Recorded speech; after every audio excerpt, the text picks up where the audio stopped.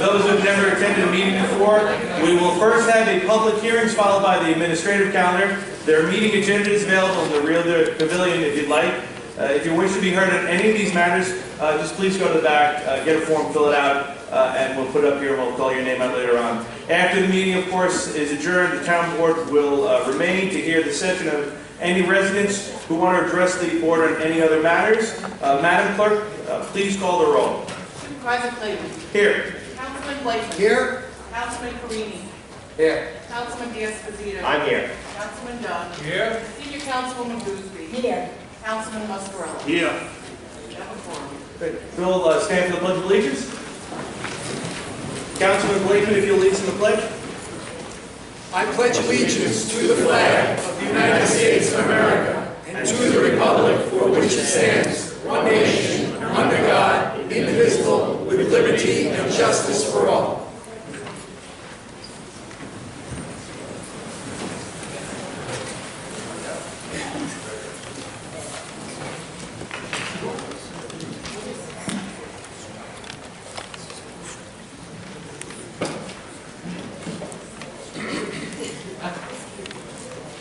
Well, good evening, everybody. If you'll indulge for a little bit, we have some recognition tonight of some well-deserving students in our community that have achieved quite an accomplishment. Again, I'd like to welcome, of course, all the residents as well as our honorees, our students here, your teachers, your principal, and your parents. For almost 2 decades, the competition formerly known as the Intel Science Search Contest, it recognized the nation's most talented high school students. This Science Talent Search competition for high school students has been renamed the Regeneron Science Talent Search Contest. And this year, we're very, very proud. Long Island captured 36 semifinalist slots, and 5 of those are right here situated in the town of Hempstead. And most recently, 2 of these very 5 semifinalists were named finalists and will head to Washington, D.C. to compete against their other students and all those in that field. So congratulations. A total of 300, yeah, absolutely, all deserved.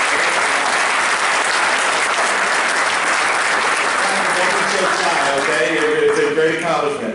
A total of 300 high school students, seniors from 39 states and 1 U.S. territory were chosen from the first round of the competition.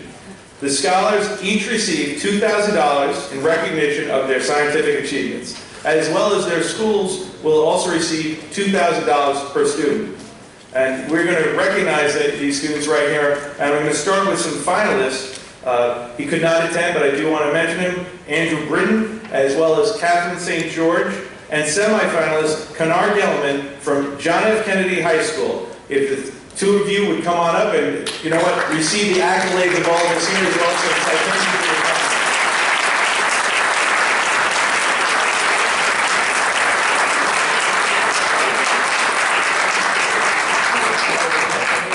Ladies, congratulations. No, come right over here. Ladies and gentlemen, let's hear a big round of applause.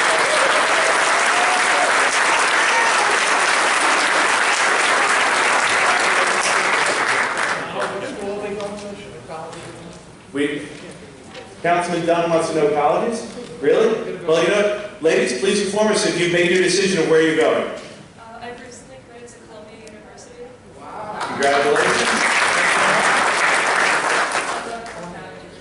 No, congratulations. We also have Cheryl Lynn from the Island Trees High School, who is one of our recipients. Cheryl, if you'd come on up here, receive a citation.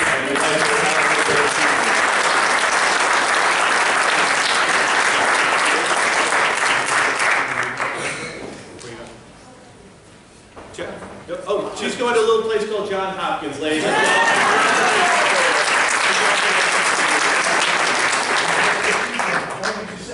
Very good. That's Why don't you go to Washington for the took first on Long Island in a Granby? It's like a spelling bee contest in Long Island. So she's going to Washington. 2 different.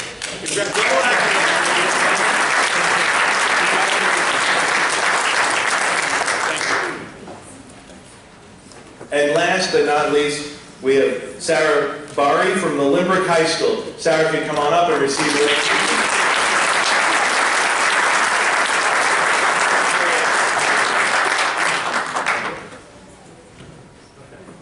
I got you. Now, She's a little more quiet. She's a little undecided right now because I know why she's waiting for some choices. Congratulations to you.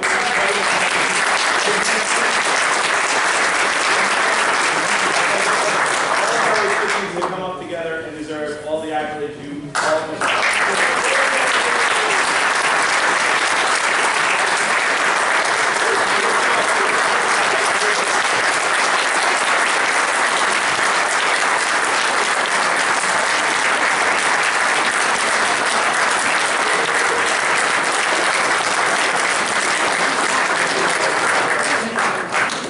Congratulations to all of you.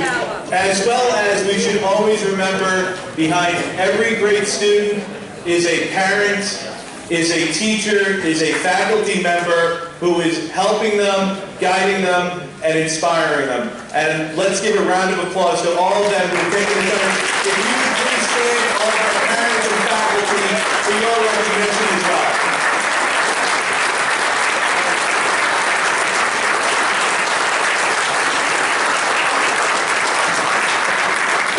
Thank you all again, and congratulations to all of you on your great accomplishments, and we look forward to your major achievements that'll definitely be coming. Thank you all again. Well done.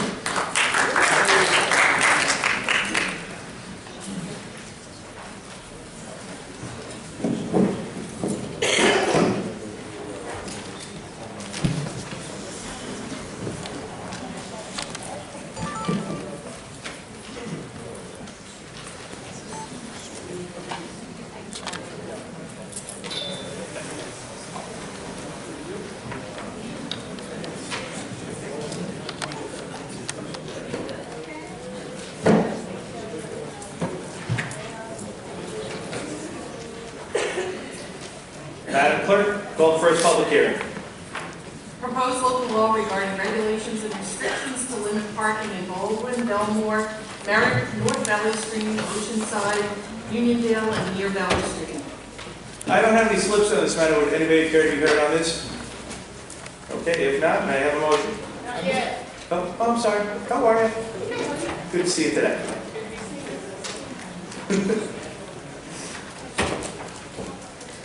If you please state your name and address for the record, as always. UJ Marion, Baldwin resident, and I would like just some clarification on the locations in Baldwin for these restrictions.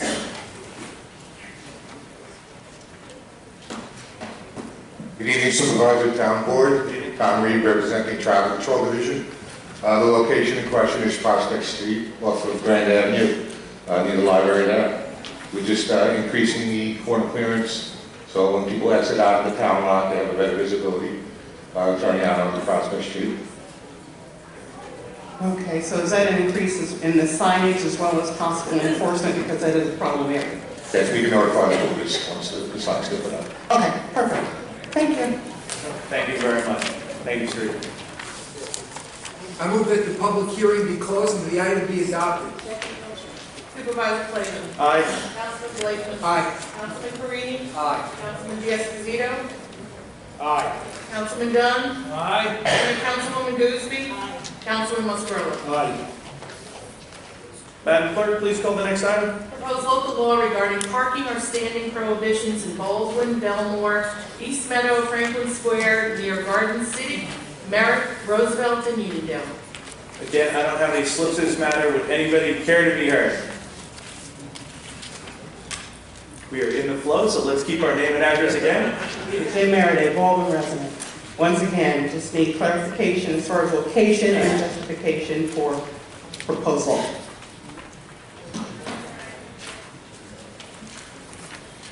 Mr. Reed? Okay, well, this is part of the first case, that there are other parking restrictions allowed, and we have to adjust all the existing restrictions that are there. Okay, so once again, we're talking about Prospect Street and Library. Correct. And when do you anticipate having all of this signage in place and being able to notify the first person? Hopefully within the next couple of weeks, as we get the resolutions back from the state, then we can legally install the signs. So that once the signs become legal with the resolution, then there's a permanent law that the police can do the enforcement of. Okay, perfect. Thank you. Thank you very much, Mr. Reed. Good evening, sir. How are you? Good. If you give me your name and record, or address of record? My name is Charles Robbins, at 711 Place, Roosevelt, New York. Thank you, Mr. I'd Robbins. like to refer to Roosevelt, with the restricted parking in Roosevelt.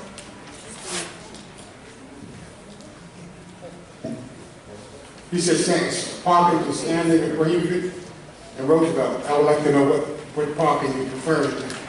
We're repealing a restriction here in front of the house. Just give me 1 second.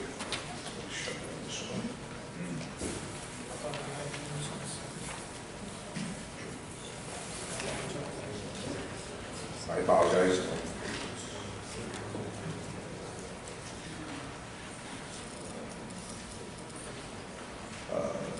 That is on Putnam Avenue. What avenue? Putnam Avenue, Lincolnville. Just across the moment? It's a no parking any time restriction. Thank you, sir. Okay, thank you very much. Thanks, Drew. Anybody else who's to be heard in this matter? If not, may I have a motion? I move that the public hearing be closed and the item adopted. Supervisor Clayton. Aye. Councilman Blakely. Aye. Councilman Carini. Aye. Councilman Esposito. Aye. Councilman Dunn. Aye. Senior Councilwoman Boothby. Councilman Muscarella. Aye. Madam Clerk, please call the next item. Proposed local law regarding arterial stops in Hewlett, North Belmore, Oceanside, Seaford, Wantagh, and West Hempstead. Again, I don't have any slips to this matter. Does anybody wish to be heard on this? If not, may I have a motion? I move that the public hearing be closed and the item adopted. Second. Supervisor Clayton. Aye. Councilman Blakely. Aye. Councilman Carini. Aye. Councilman Esposito. Aye. Councilman Dunn. Aye. Senior Councilwoman Boothby. Councilman Muscarella. Aye. Madam Clerk, please call the next item. Proposed local law regarding prohibition of right turns in Levittown. I don't have any slips to this matter. Does anybody wish to be heard? If not, may I have a motion? Move we close the public hearing, and that the matter be adopted. Supervisor Clayton. Aye. Councilman Blakely. Aye. Councilman Carini. Aye. Councilman Esposito. Aye. Councilman Dunn. Aye. Senior Councilwoman Boothby. Councilman Muscarella. Aye.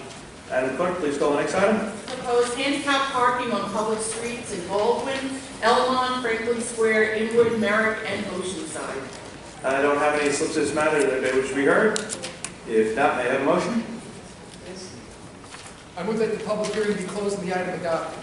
Second. Supervisor Clayton. Aye. Councilman Blakely. Aye. Councilman Carini. Aye. Councilman Esposito. Aye. Councilman Dunn. Aye. Senior Councilwoman Boothby. Councilman Muscarella. Aye.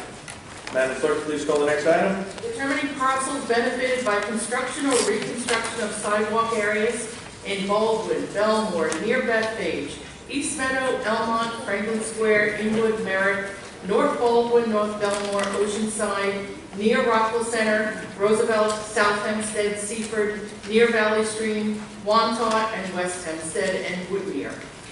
Okay, I do not have any slips to this matter. Does anybody wish to be heard? Oh, hold on. Hello. Your name and number?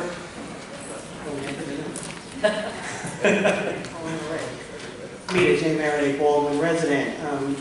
Definitely have a number of questions with regard to exactly what parcels and what type of reconstruction as it pertains to sidewalks, when many of the residents have significant issues, particularly those of us in Baldwin, with roads. And whenever there's any work done, whether it's sidewalks, poles, or whatever, our roads are continuing to deteriorate. So I'm of great interest as to where these parcels are in Baldwin.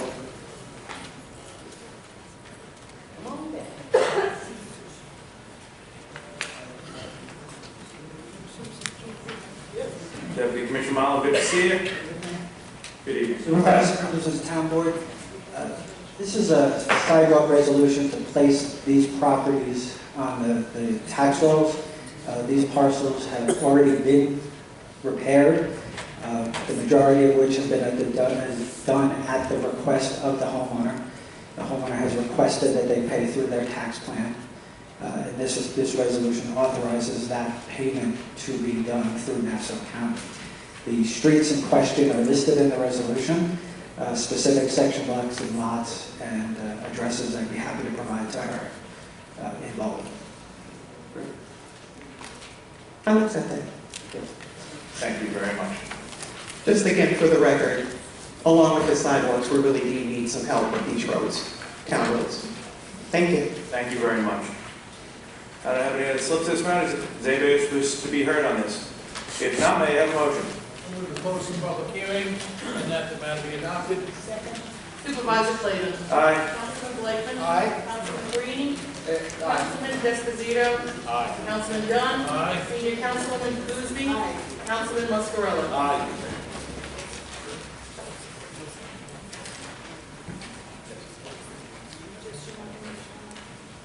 Madam Clerk, please call the administrative calendar.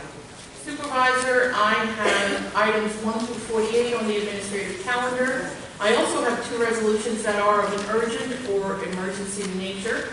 The first is a resolution authorizing the supervisor to execute a memorandum of agreement negotiated by the Civil Service Employees Association, Inc., relative to employees leaving service between January 1st, 2020 and March 29th, 2020. This will be item 49 on the calendar. The second is a resolution appointing Frank Zangler as Commissioner, Department of Parks and Recreation, in the Department of Parks and Recreation. This will be item number 50 on the calendar. I have a number of slips on the administrative calendar. May I have a motion? Supervisor, I'd like to make a motion to table number 45, I'm sorry.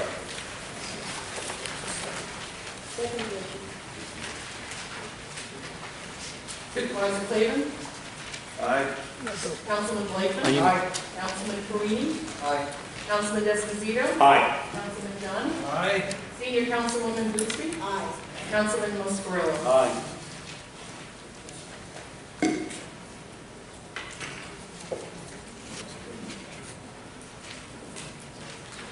Can I have a motion on administrative calendar? Second. Supervisor Clayton? No. Before we get there, a couple slips in. First, we'll start with Felix Procacci.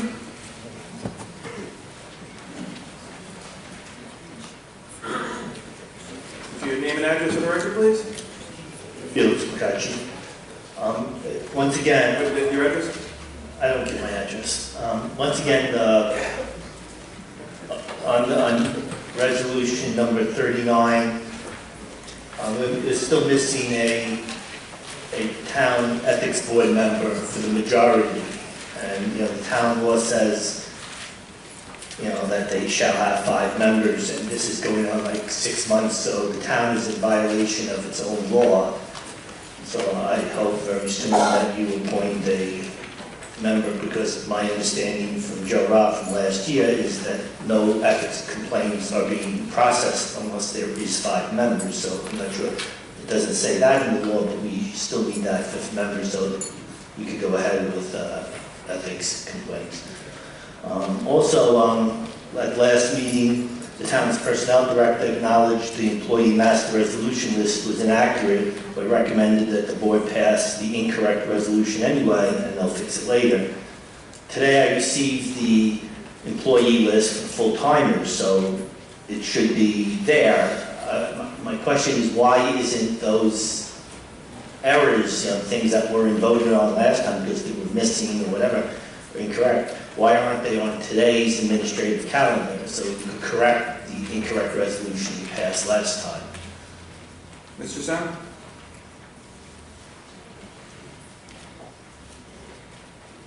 Good evening, Supervisor, members of the town board. Following the last meeting, I double-checked with my office. The resolution as presented to the town board was complete. The printed copy, for some reason, omitted several names. Well, the thing is, it was never presented to the residents, so you should update put the corrected resolution on the town's website, so there's transparency. So, okay, thank you. Thank you. Ms. Meredith?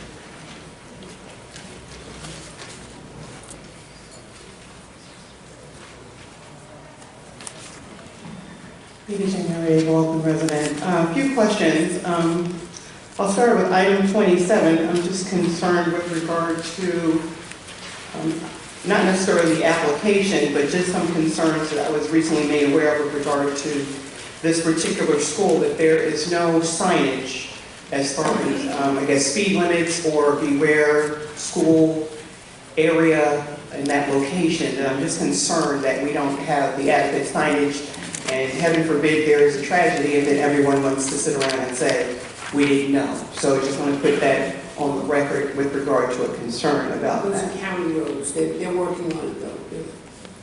Okay, well, maybe a letter of some urgency from the township might get them to move a little faster. Just saying.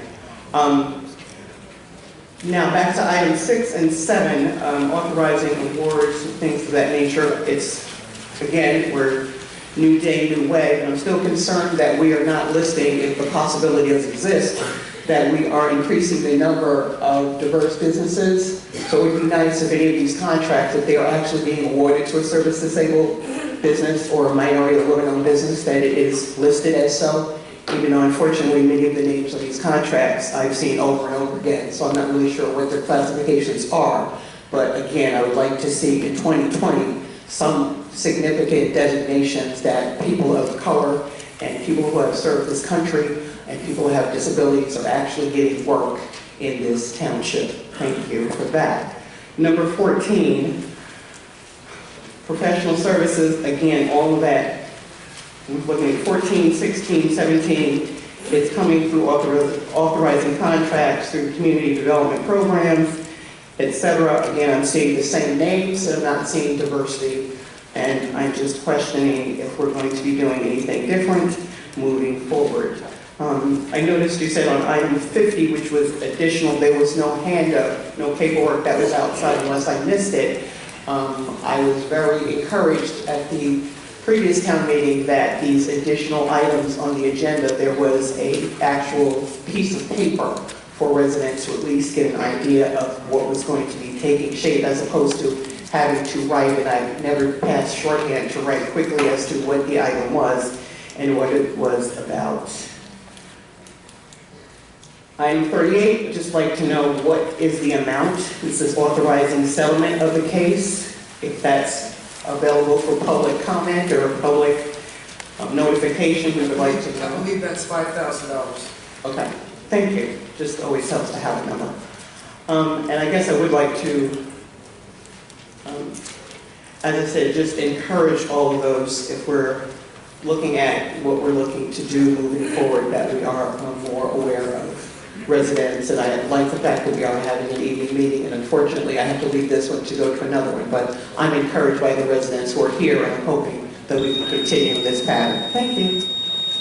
Always good to see you, Mr. Meredith. Take care. Colonel Jacobs?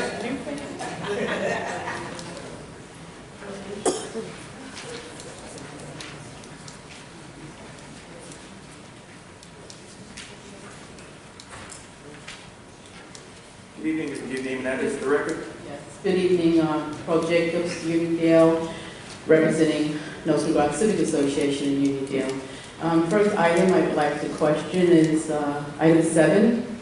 I would just request some clarification. Would this pertain to phase 2 and portion of the Uniondale streetscape project?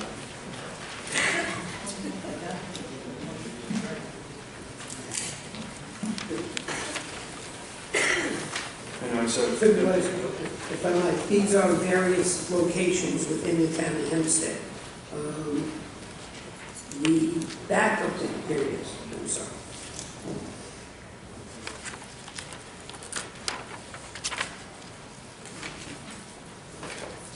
So we should, I'm sorry. Craig Marlowe, Department of Highways. The Resolution 7 is a renewal of an existing contract with Stiles & Brothers to repair sidewalks, the beginning part of the previous resolution. This is an existing contract with, has a built-in renewal in it. The renewal costs for the town of Hempstead are actually lower than would be if we put this contract out to bid currently. We have an existing contract that's about to expire with about $40,000 left for a different vendor. That will be going out to bid the next 2 to 3 months. But this money is money that we will be outlaying to repair sidewalks.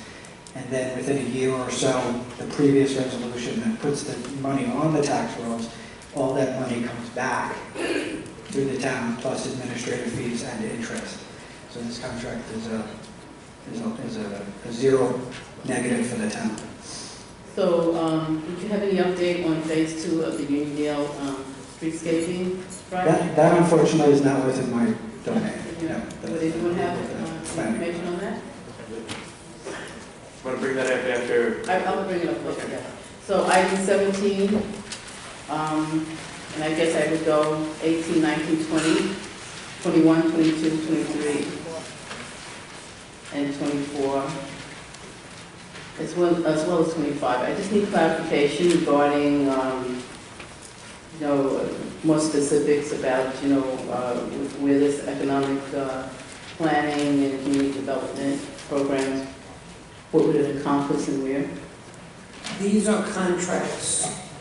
The Department of Planning and Economic Development puts bids for various engineers and attorneys, and they put them out to bid. And these are the, I guess RFP would be a better word, request for proposals, and then they have a panel that selects who is going to be used by the department. Supervisor, members of the board. 14, 15, 17, 18, 19, 20, 21, 22, 23, 24, 25. Those are all requirement contracts that we bid out by request for proposals. Proposals are reviewed by committees of 4 or 5 people in the Department of Planning. They're evaluated, they're scored upon, and then the winners are awarded the contracts.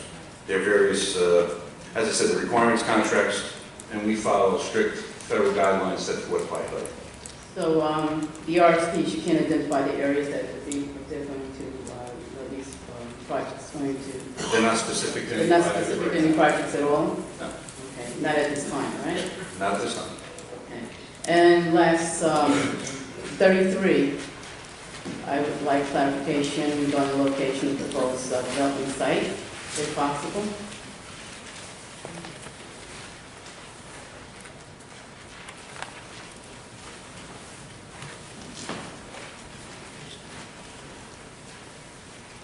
I'm sorry, Ms. Jacobs, can you repeat the question on 33? Yes, 33. This is the secret, right?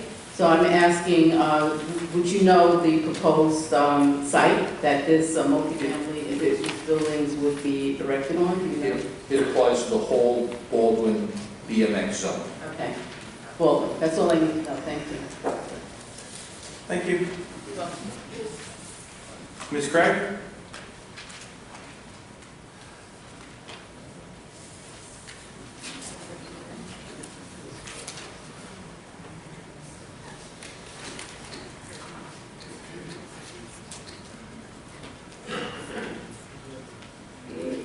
Ms. Craig. Mary Ellen Craig, 436 Locust Avenue, Uniondale. It's interesting to note all of these things for the Department of Planning and Economic Development. As I requested last month, or at the last meeting, I should say, we were hoping that the projects under CDBG, for example, the Uniondale Community Council Youth Project, would be on the agenda for this evening, and I'm disappointed that that is not the case. So I'm hoping that it will be on the agenda for next meeting, the end of the month, because the not-for-profits that are covered under this, such as Uniondale Community Council Youth Project, have already spent the money, and we're not an endowed organization, and therefore it would be nice to have the reimbursement for what was already taken care of. Appreciate the input on that. Thank you very much. So will it be on the agenda for February 20, whatever it is? I don't want to commit to it because I don't know, but I'll tell you, I'll be happy to follow up for you. Appreciate that. My pleasure. Thank you very much. I don't have any other slips in the administrative calendar. Does anybody else wish to be heard? If not, may I have a roll for the administrative calendar numbers 1 through 50? I move the administrative calendar 1 through 50. Second. Supervisor Clayton. Aye. Councilman Blakeman. Aye. Councilman Green. Aye. Councilman Esposito. Aye. Councilman Dunn. Aye. Senior Councilman Gooseby. Councilman Muscarella. Aye. Make a motion to adjourn? I make it. Supervisor Clayton. Aye. Councilman Blakeman. Aye. Councilman Green. Aye. Councilman Esposito. Aye. Councilman Dunn. Aye. Senior Councilwoman Gooseby. Councilman Muscarella. Yes. Thank you very much. We now have our public comment section. I have a number of slips. Thank you very much. We'll start with Felix Percacci.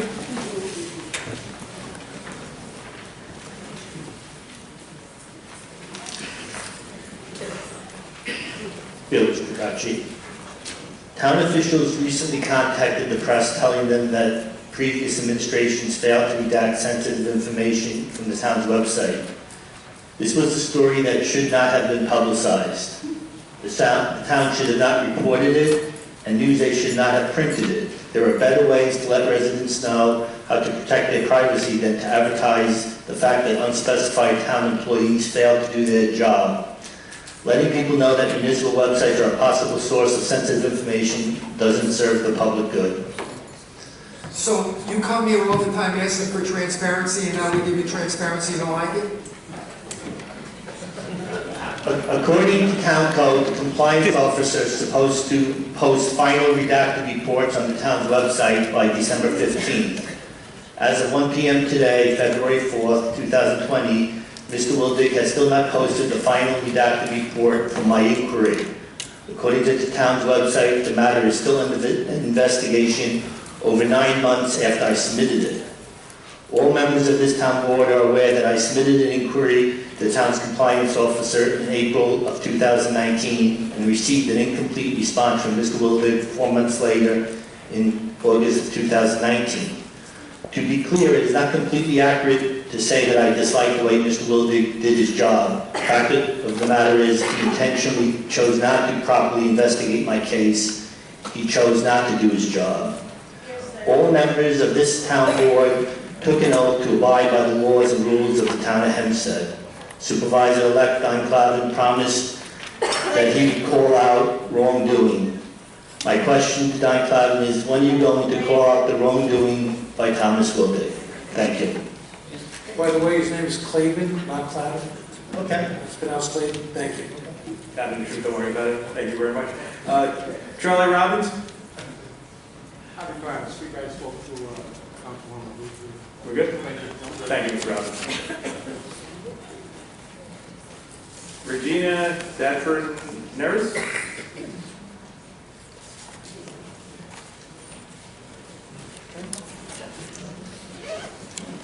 Maria. Oh, I'm sorry. I apologize. Hi, how are you? How you doing? Hi, how are you? What's your name and address for that? It's Regina Datner. I live in Montauk. Nice to see you in office here, and everybody looks so much better than the last time I was here. It was so bad you could cut it with a knife. That's how bad it was. So moving forward, first thing, I volunteer at the shelter, as you know, the animal shelter. I've got a question to ask. I see Mr. Marino here. I had approached somebody about, I am certified in CPR. I mentioned this to Mr. Esposito.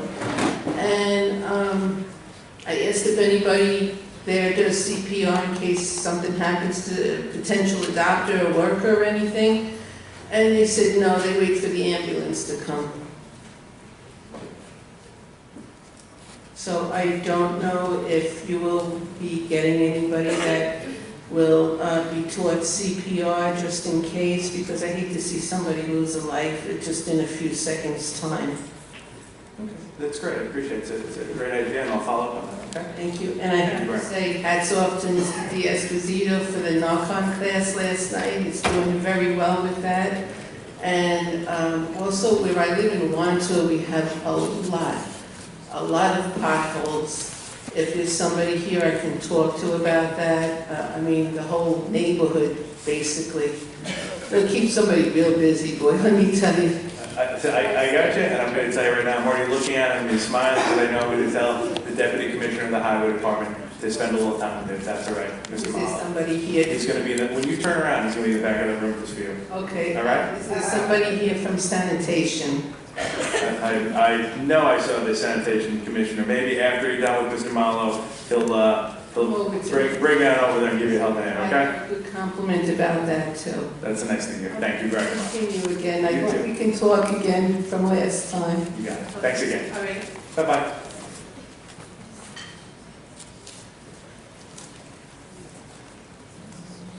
Maria Manichetti? Did I get it right? Okay. Good. I feel a little better. I got that right. I was waiting to see if you got it. Hi. How you doing? Thank you for using that up. I'm here basically, let me put my glasses on. We have been informed by Mike Smith, who was the police chief, in an informal meeting that he is getting complaints against town of Hempstead with trying to help these animals in the streets. They're not responding. If you call up the shelter, you get a lot of attitude, and you're not getting anywhere, which puts it out on when these animals are loose. I do search and rescue. There's plenty of us out there. We're out there looking to try and get these dogs, or it's being put on to rescue itself. Where do we put them after we found them? So now we have all these dogs that are being put in the street, and nobody's attending, and the police department is really being overwhelmed by this. So that has to be attended to. We don't have the extra time in any rescue. If we're busy, we're so busy, it's getting worse every year. The animals are packing on one on top of the other. So when we call TOH and they don't get anything to us, we get the attitude, like I said, but how could they do this? Why are they allowed to do this? Who do we respond to fix it? And we have to, there's gonna be kids hurt, there's gonna be animals hurt, there's gonna be accidents. How is this gonna stop? So that's the main thing that we're having a hard time with. It gets worse every year. And it's always the innocent that ends up getting hurt by this. So we really need to kick this in the bud. I don't know. The volunteers there are awesome. It's the hierarchy who are the ones who are doing this. We also have problems with them giving away dogs to people that are super aggressive. It happened with a person we know that came to us that were petrified. The dog was wild. He attacked and took down 3 people, and then town of Hempstead refused to take the dog back, but we had to call the police department for us to get this dog back into safety. And then they said that 2 weeks later they put it up for adoption. That a kid had been killed. We had to make them take this dog down. Again, what rights do we have to stand on? How can we change this?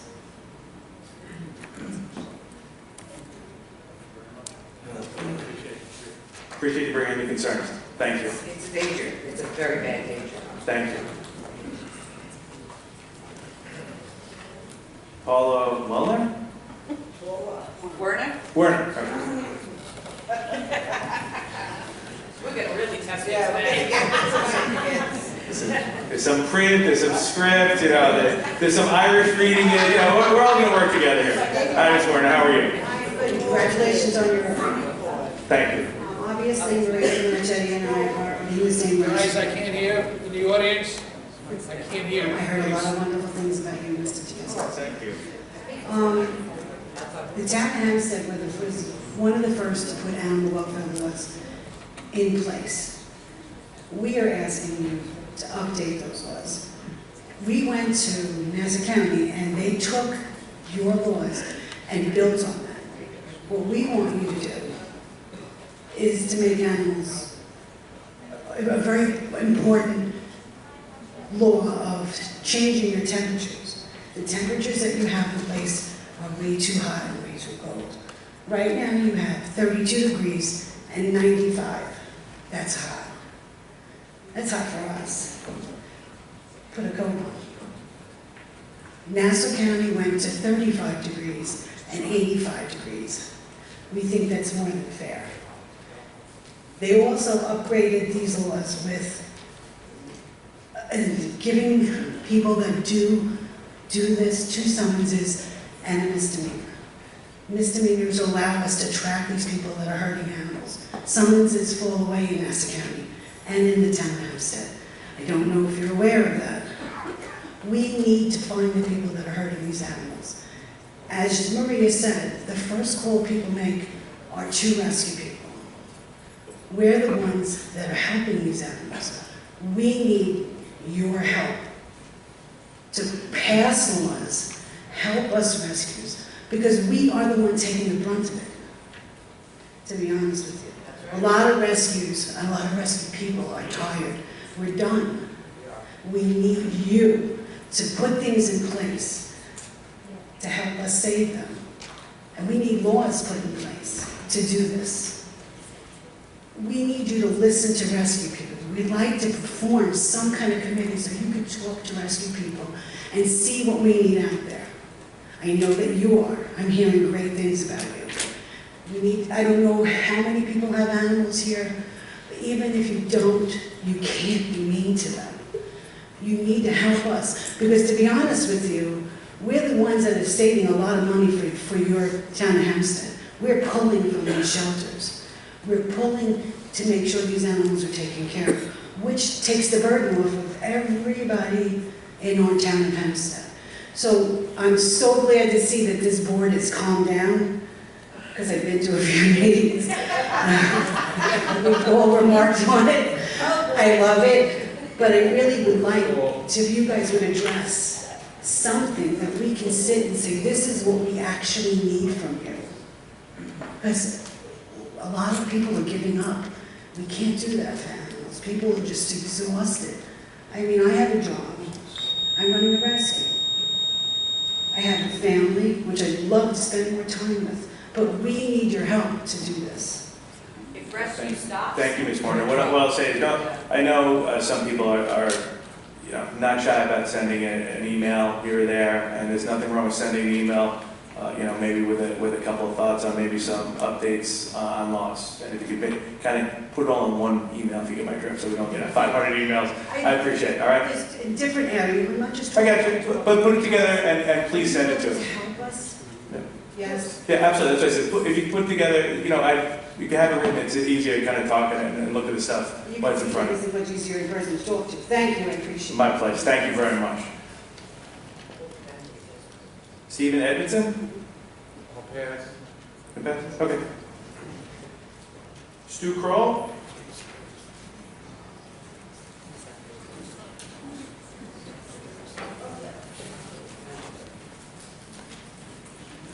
Stu Kroll, Breakneck. Before getting into my main point, I'm going to mention a few things about the shelter that I'm somewhat disappointed in. Dysfunction continues apparently to rule the day at the shelter. There have been a great many empty cages in this dog kennel, which is very odd because it's not because of seller adoptions, but it's becoming increasingly difficult to get the shelter to accept dogs that they're actually legally required to accept. Every other shelter on Long Island is overcrowded, while ours language is half full. There are far too many cats, as they are not being diligently promoted. On more than one occasion over the last 12 months, spay and neuter programs have been suspended during an overwhelmingly busy kitten season. I'd like to know why this was done and on whose authority. Perhaps it was done by our dog trainer friend, Ms. Fonte, a part-time employee making $55 an hour, whose credentials were allegedly outright fabrications, or a shelter director whose competence and compassion have been called into question on many occasions. What is needed here is to replace these employees and bring in new blood. Someone whose allegiance is not to keeping the status quo, but rather to helping a party, but rather to improving the lives of the many animals in need of help here. On to my next subject. I'm sure most of you by now have heard on the town board that as of yesterday, a proposed law banning the sale of puppies, kittens, and rabbits in pet stores was passed out of committee by a vote of 7-0. It will now go before the entire state senate. I would like to believe that our group, which now numbers over 1,300 members in a scant few weeks, had something to do with this passage. We have been relentlessly calling and emailing all members of this committee. We have yet to receive a commitment of support by one local senator. We posted online that she received several donations from Gotham, which is a group that lobbies for puppy mills. There are others, and we found those as well. And we published the dates and the amounts of all the donations that she's received. Perhaps that explains her reluctance to support our legislation. Decency and compassion often will take a backseat to financial gain. If necessary, we'll investigate and post such contributions for every member of the state senate. Compassion for animals should be based upon what benefits them rather than pocketing a few $1,000s of blood money. I am confident that this measure will be enacted into law as it has been in California and Maryland and countless local municipalities. I have no illusions that this will be easy. I ask all of you now in a public forum to take the lead and enact such a law into the town of Hempstead. Who upon this board will now take the lead and propose this measure? And by the way, Bruce, about 4 or 5 months ago, as I recall, you expressed an interest in it. This is your opportunity to propose it. Well, Mr. Kroll, thank you. We do not have jurisdiction. The state does have jurisdiction with respect to this issue. And if they want to pass a statewide law, that's fine with me. The same way you did No, Mr. Can I finish? Can I finish? I ask people all the time when they brag about their purebred dogs, I said, why don't you get a rescue dog? My son got a rescue dog. Most wonderful dog you could possibly imagine. I have friends that have rescue dogs. They're wonderful. I guess some people want purebred dogs, for whatever reasons, maybe they show them, I don't know. But I always encourage people to get a rescue dog because there is no better dog. They really, really appreciate when they get a good home. Right, but as you mentioned before, and as we know, I think there's 60 local municipalities in New Jersey. There are 5 upstate New York towns that have a few hundred people that have these laws enacted on a local level. So you do have the authority to enact this on a local level. You know what? We don't. Those municipalities that did it, those resolutions were a sense of their boards giving a sense. We don't do that here in the town of Hempstead. We only pass laws. We don't step on the state's toes. When the state has jurisdiction, we let them ask. And I'll write a letter of support if you like, and I'll be happy to do so because I'm all for rescue dogs, but that's not what we do here. That's the state's function. Anybody else want to comment on that on the board here? Nobody? Nobody has any opinion, any interest? Okay, thank you. Thank you, Mr. Kroll. Have a nice evening. Wendy Carrillo? Wendy Carrillo? Okay. Pearl Jacobs?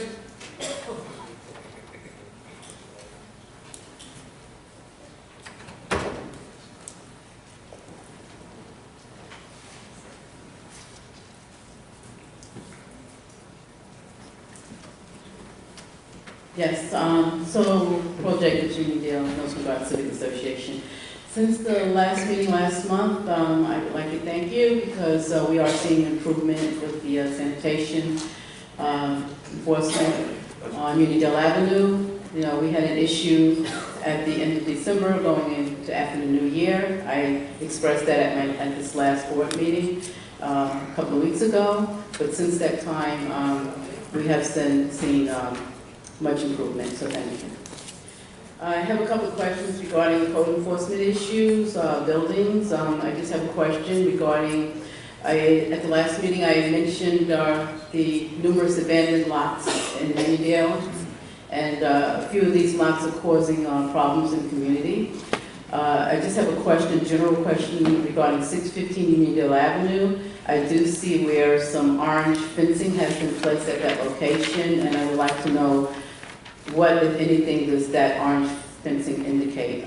I hope it means that it's going to be express check to demolishing that building.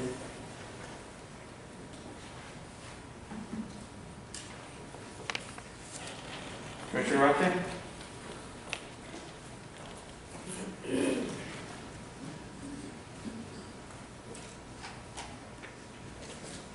Good evening, Supervisor members of the Town Board. As I stated at the last Town Board meeting, this property is looking to be demolished in March. Okay, but I'm just questioning because there was recently, within the last, I'd say, week or so, there was some new orange fencing put there. Does that indicate anything? Well, I know that they're starting to move forward. We're getting the contractors in place, so. Okay, well, great. Well, that's good news. You can remain if you can, because I have a couple more questions. Or issues. These are more like issues. The abandoned lot, corner of Uniondale Avenue and Front Street. There was a former gas station there. It was fenced in. Now we are seeing trucks and heavy equipment, construction equipment are not parked at this location. And I would say that that would be a code enforcement violation.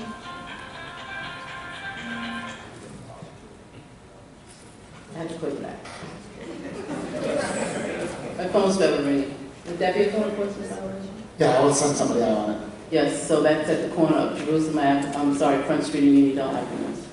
Okay, and the other issue, another abandoned lot, 7-Eleven at Front Street. That's now a dumping ground for all sorts of debris and tires and anything you could name. Okay, I'll talk to sanitation. And additionally, the structure does not look, safe. It looks like it's compromised, the building. Well, the building is fenced around, but we'll take a look at it. Okay, thank you very much. Thank you. You have a nice evening. Thank you. Denise Spalmenton? Denise? Pass. You're taking a pass? Yeah. I gotta get that phone call today, right?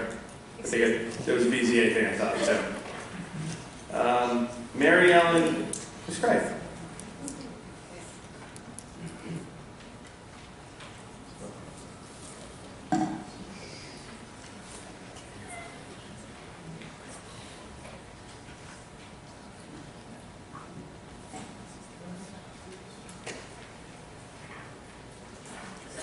Welcome back. Thank you. I had spoken last month about the 5G, 6G towers, and I asked you to investigate the concerns about the significantly increased power that comes from them and whether they should be hooked up with wires rather than, like a Wi-Fi setup. Is there somebody in the town who's going to be looking into that? Because I understand it's a considerably higher, you have somebody to speak to it? Listen, if you stick around for a couple of seconds after, I'll have someone take the information from you and we'll see if we can find a little update on what the status is of that use of that technology. Good. And I'd like to add to my friend who's here from the Sierra Club, of which I'm also a member. We're concerned about moving ahead with the solar panels in Oceanside, and we feel that you're kind of dragging your feet. I think it should be started at a base level, and you can always expand it. So, Ms. Craig, just so you know, that we're not at all dragging our feet. What's happening is, when this was proposed probably a little less than a year ago, we hired a consultant named Clearview to investigate the entire town and where solar could have potential.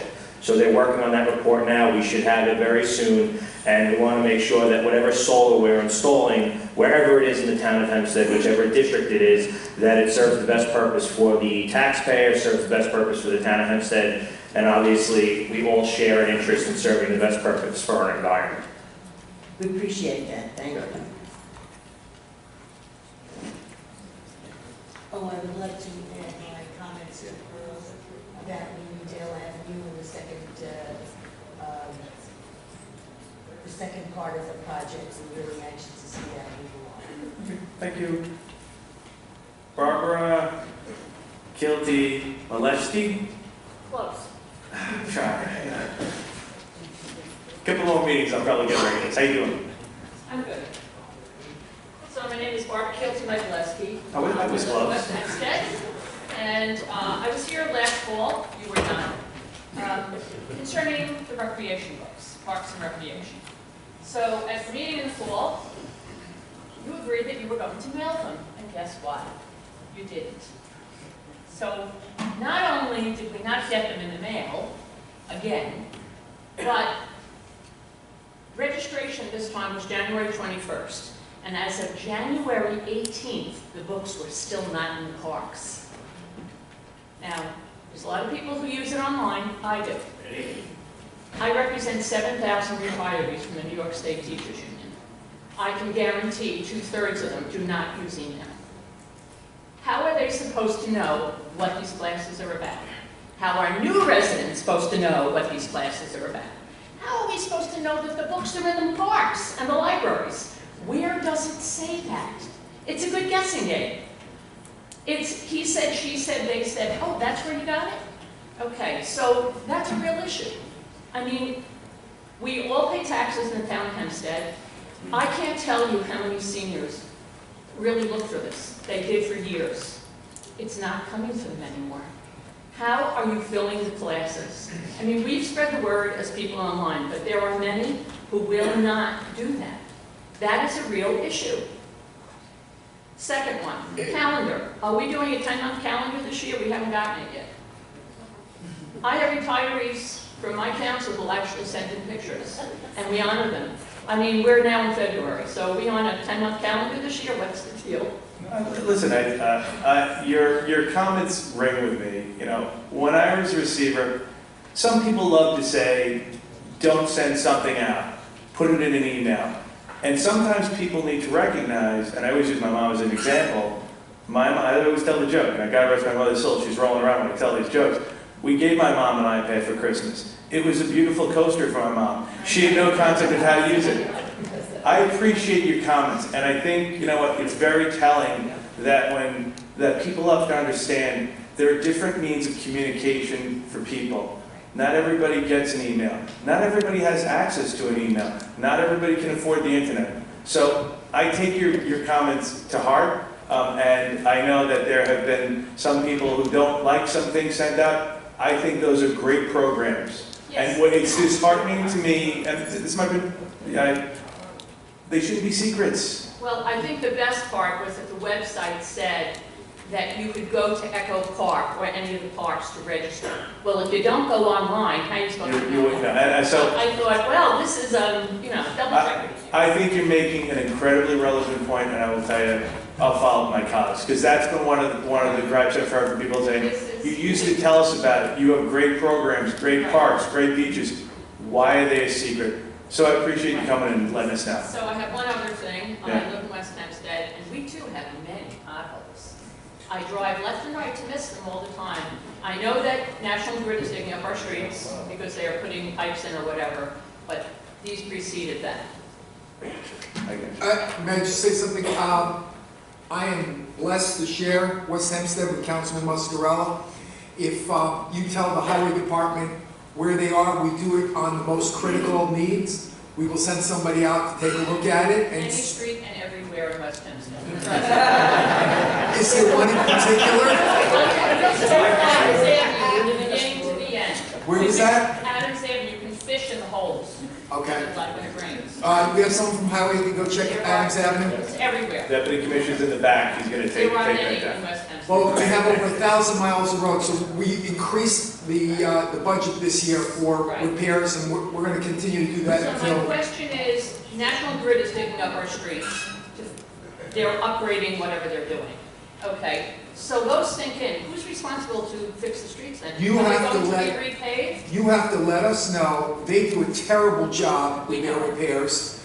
They did it on my block, and we had to call up. You let us know, and we'll get on their case to make sure they repair it the right way. Drive down Hempstead Avenue. By the way, I was about to say to you, when I went to my dry cleaners the other day, I saw exactly what they did to a brand new repaved. I go to Family Cleaners, not to advertise for them, but I saw it firsthand on Monday. And by the way, and I saw what they did to a beautifully repaved road, and I actually called somebody on it because I was astonished that they took a road, made it into Swiss cheese, that hundreds of thousands have probably spent on it. But again, thank you very much for I did ask coming. them today what they were doing, and they did tell me, but if they sink in.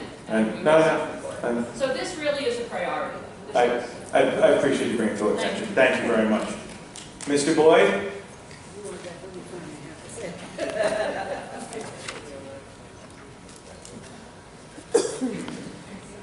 Hi, Mr. Boyd. Good evening, everyone.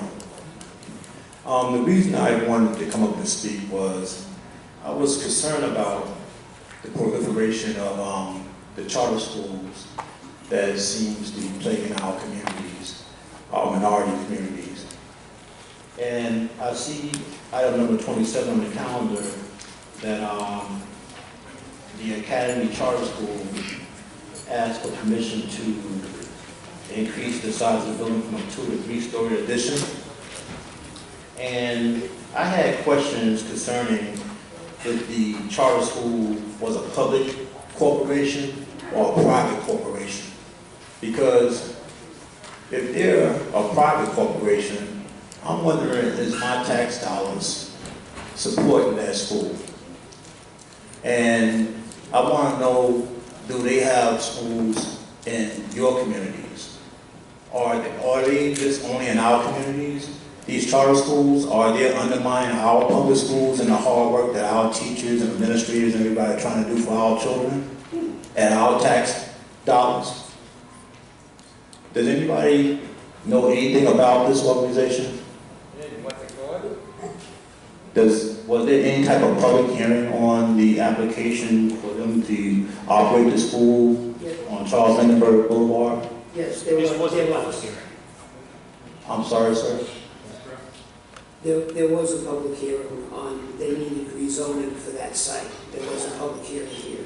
But remember, if New York State sets the amount of charter schools that are permissible in a certain area, they tell them how many they can have. Town of Hempstead doesn't do that. Then they picked out the parcel and they came to us for a rezoning on that parcel. I mean, they're within probably less than 1 mile from the charter school that's on Franklin Avenue, right here in Hempstead. And now we're talking about the end of Westbury Boulevard. They're over there by UPS.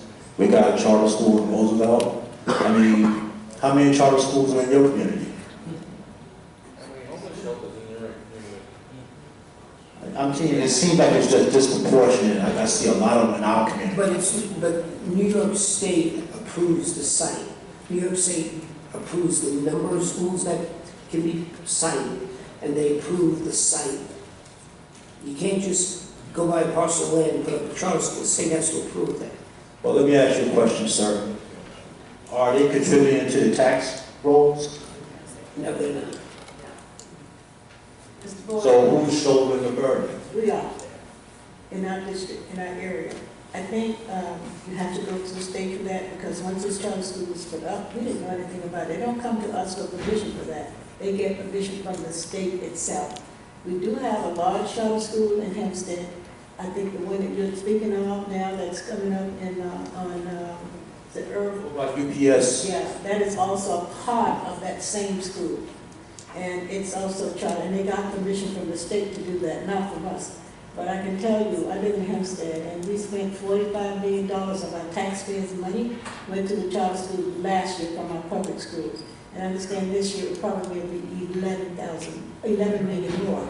And that includes the one that you have in Roosevelt. So that money comes from, it comes from the children who live in whatever district they come from. The ones in Hempstead we have to pay, and also there's a lot to that, but we're not responsible for that. It comes from the state of New York. Well, would I be able to go to the town to get more information on exactly how this process and procedures work? I don't know if we have that. Do we have that, Mr. Rob? Yeah, we would have some, building department would have records. Okay. You mean records of how they're built? It's a little too late now. They're already in the building department, correct? But you asked how Yeah, thank you, Mr. Rob. So let's tell them how the process goes, Mr. Rob. You mean the process of getting permission, you'd have to go to the state education department. I think that, I've been a resident in this town for almost all my life. And I'm surprised to see how the schools are just popping up all over the place. You said y'all had public meetings and so on and so forth. I don't think that you're doing a really good job of getting the word out in our communities. So, Ms. Woodley, would I be able to contact you? You can contact your senator, Senator Brooks, and your councilman. Those are the people who get that information, and they're the ones who are doing the assemblyman. Those are the people that you should contact, because they're the ones who make those decisions. Thank you, I appreciate that.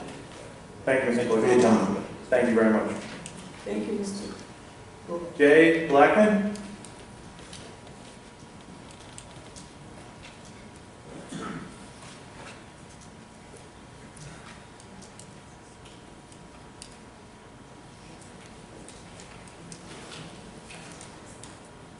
Yes, good evening. Jay Blackman from East Meadow, 1566 Gary Street. I wanted to follow up on what Mary Ellen Krug was talking about with the solar panel farm in Oceanside. We are running out of time in terms of climate change.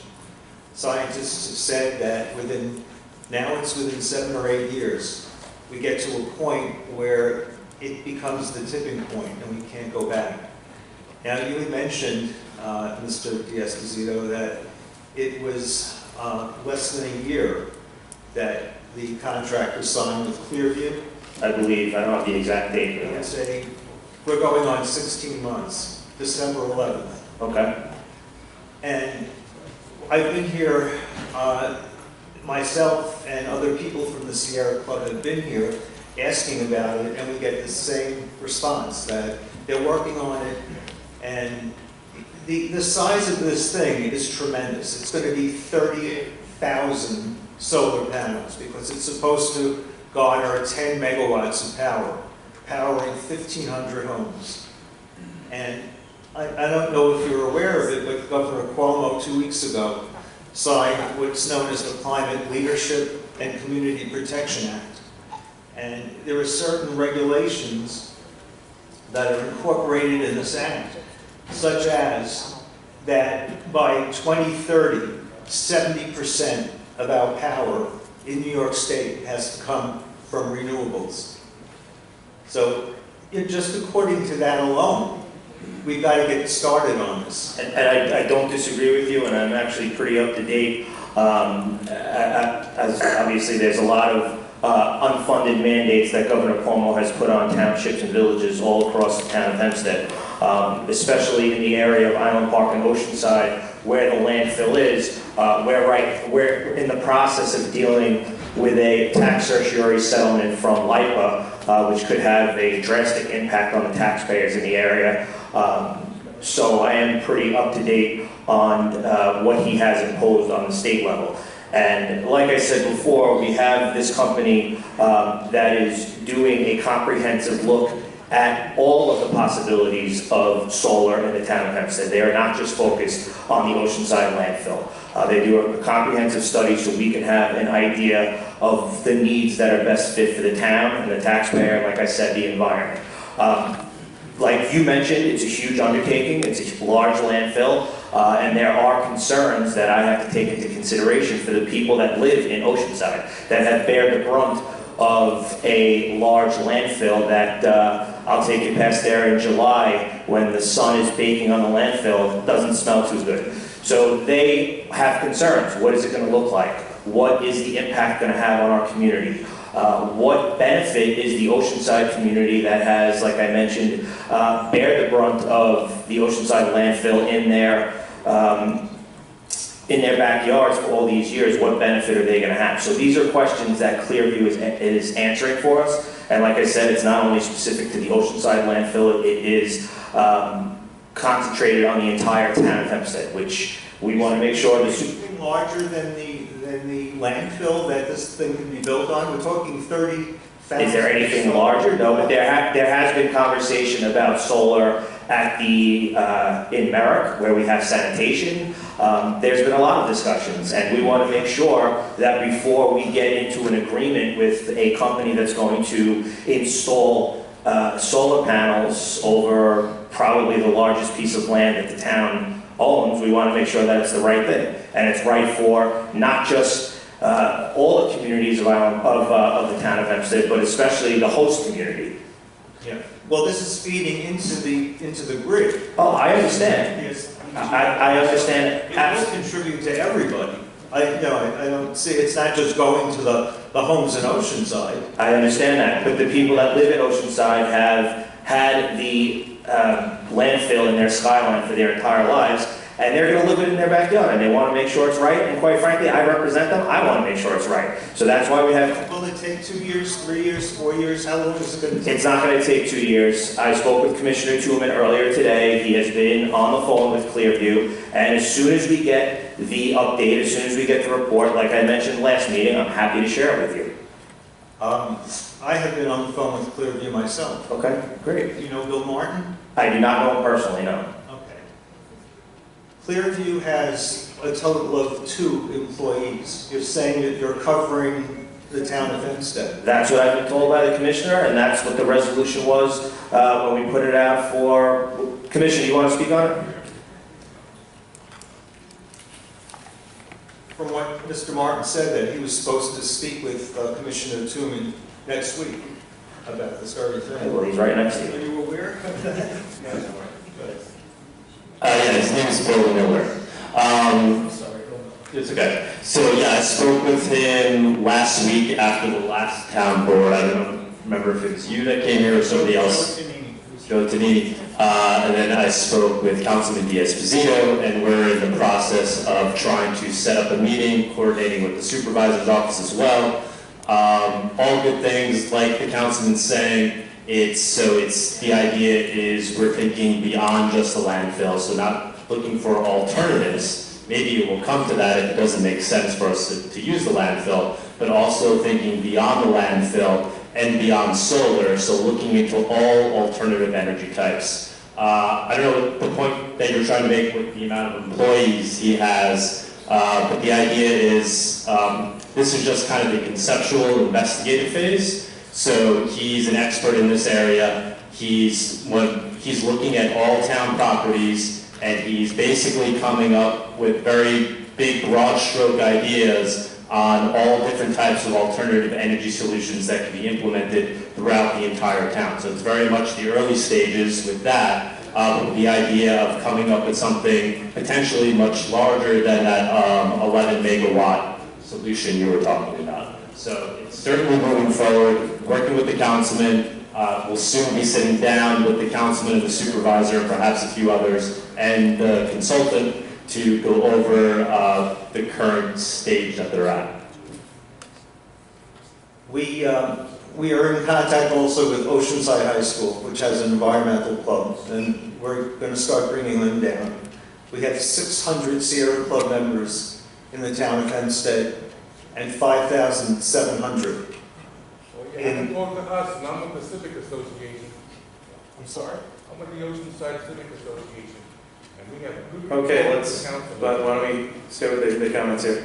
Okay. Finish up? Yeah, well, that's about it. That, we want to get this thing done, and to have conversations about it.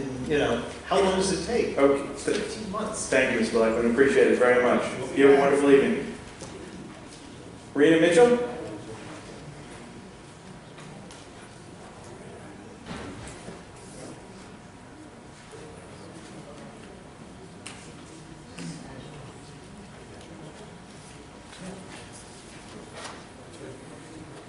Hi, Ms. Mitchell, how are you?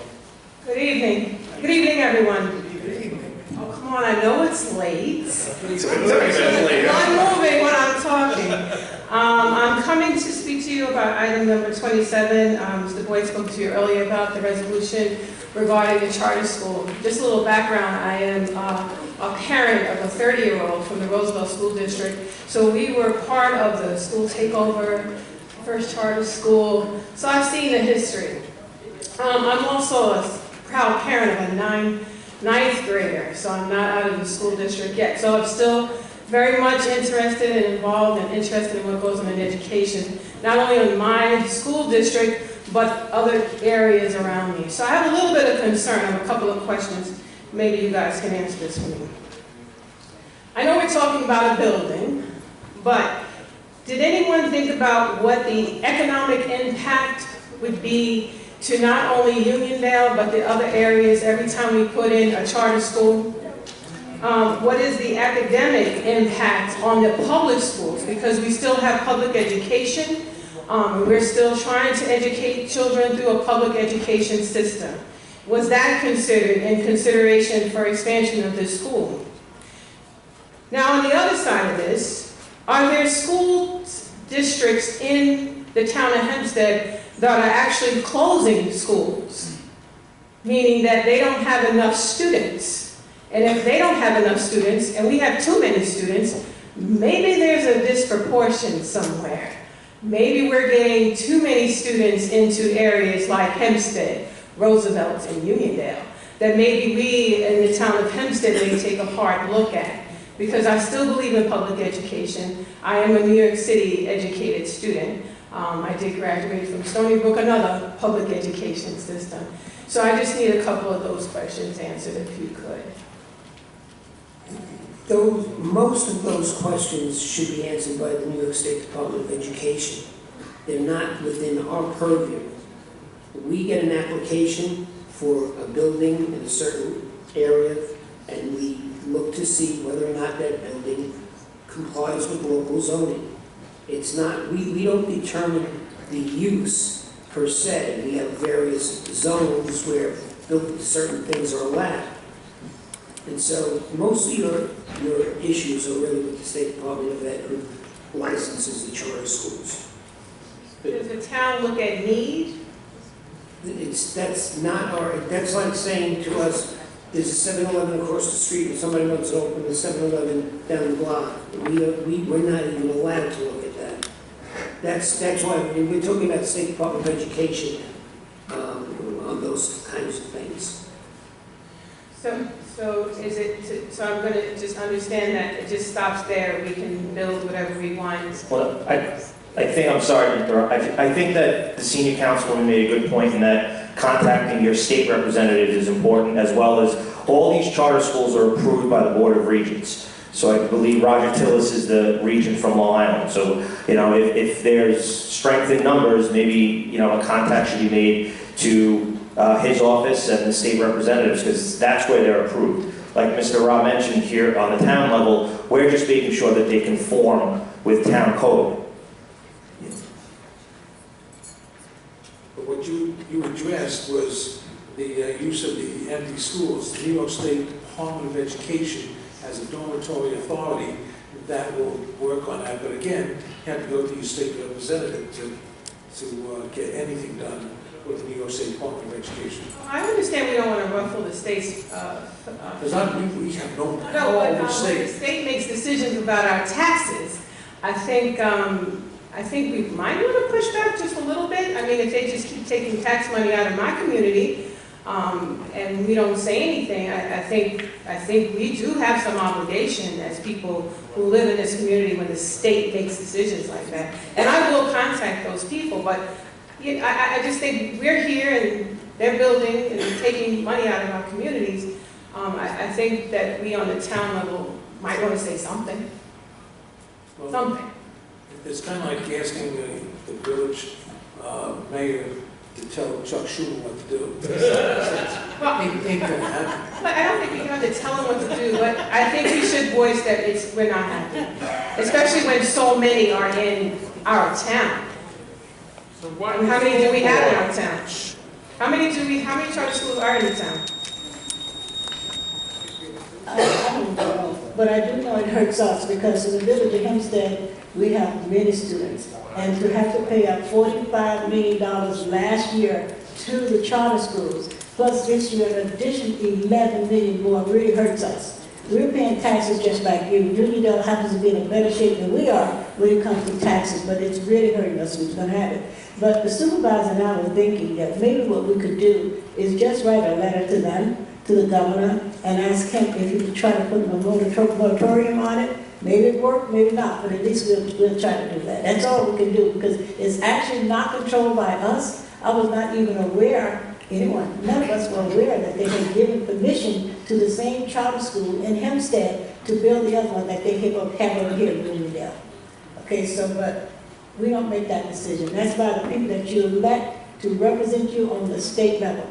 And if you need it, that's someone you should have gone to when they, when you found out about it. That's what we should have done too. But they go to Albany and they get permission from them to do that, not us. I understand. Thank you. Thank you, Ms. Miller. Diane Madden?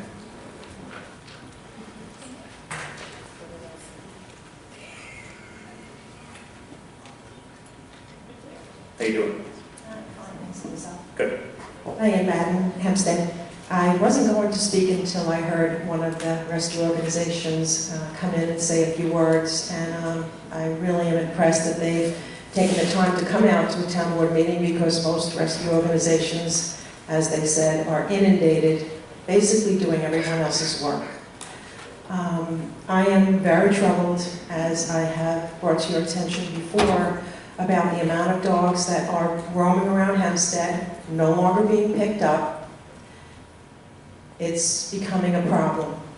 And the shelter, whoever runs the page, had the audacity to brag about reduced intake numbers, when in fact the reason they have reduced intake numbers is because they're not serving the public when the public has no alternative but to turn in their animal.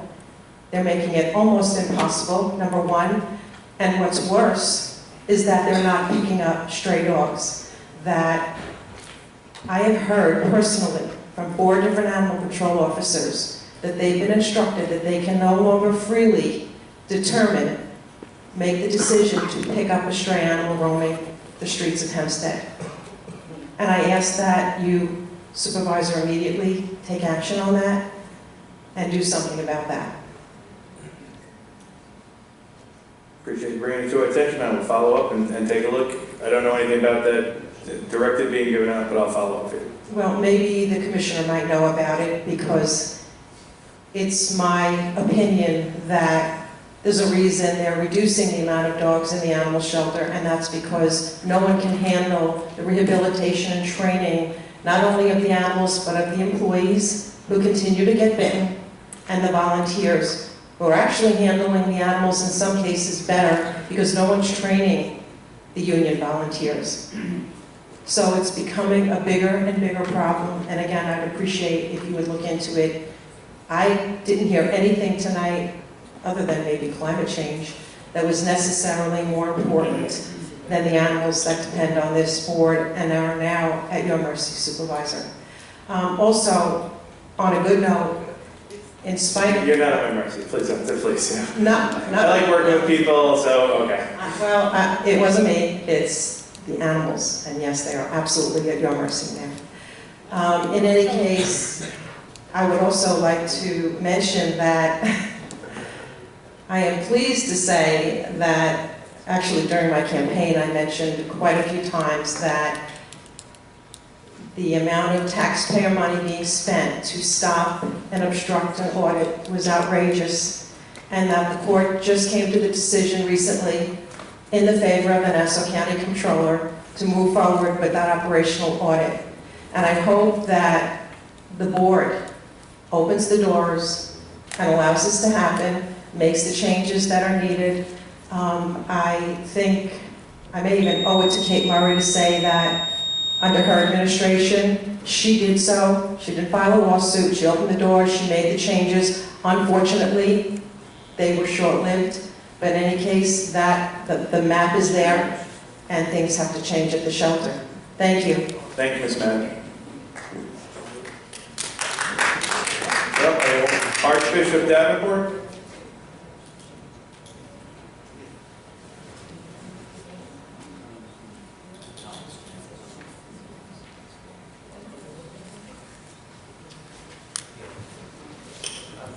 Greetings, Mr. Supervisor, and to all of your venerable colleagues assembled here on this evening. Unfortunately, I have to drag everyone back to that item number 27. I just have a brief question about the matter. It's already been firmly established that there are various things that are not within this particular board's control. And I realize now that a lot of issues have to be put forth to the state. And by now you can tell that there's a great concern of the people from the various communities of Roosevelt, Uniondale, and Hempstead who have been inundated or flooded with these various new facilities as it relates to the various charter schools. What I am concerned about, I believe I heard something that I believe is within your control. Now, I'm not sure, that's what I'm trying to get the clarity.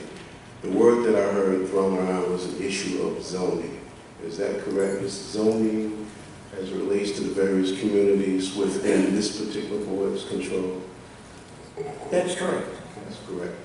So then, is it possible, and I don't know if there's a committee that is already established, I think it at least as it relates to the communities that I mentioned, if this board would consider a committee to discuss various zoning, because if I'm not mistaken, I heard that based upon the zoning, the state contacts you, gets permission to build this or that in a particular area. That's not 100% accurate, but the point is, this particular application has been floating around for about 4 years, and there were hearings here at the town. So, and the school use, the zoning for the parcel was proper for school use. So when I talked about zoning, you couldn't build it in a one-family area. You follow what I mean? You can't put a 7-Eleven next door to one family, in a one-family area, because something is zoned residential, something is zoned business. This is a charter school. Schools have wide latitude, so the site that they selected conformed. They needed some parking variances, they needed some things with zoning appeals, and they received those. But this application, this is the very end of the road for the application. This is a site plan that's on tonight. So, thank you, sir. What concerns me is that in this particular instance, it was charter schools that we're talking about. Tomorrow, it may be some other type of business institution that wants to come in and be established, and the communities that I mentioned may get a brunt of it based upon zoning. And so, I guess my suggestion is, or question is there a committee that incorporates a liaison or representative from these committees to discuss the zoning and what comes into the local areas?